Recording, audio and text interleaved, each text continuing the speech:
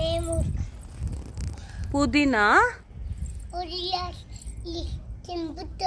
తెంపుతాము. So ఒక best tip అండి ఇది, చాలా మందికి తెలుసో తెలీదో. ఎప్పుడైనా సరే పుదీనా విషయంలో హార్వెస్ట్ చేసాం కాబట్టి చెప్తున్నాను. ఎప్పటికప్పుడు పుదీనా మనకి ఇట్లా హార్వెస్ట్ చేసుకోవాలి. ఇట్లా కట్ చేసుకున్నాం అనుకోండి మళ్ళీ మంచిగా ఎగురు వస్తుంది. సో మీరు కూడా ఇప్పటి నుంచి అలా ట్రై చేయండి. సో అది బెస్ట్ టిప్. ఇట్లా హార్వెస్ట్ చేసుకుంటా కొద్దీ అది చాలా బాగా వస్తుంది ఎప్పుడైనా.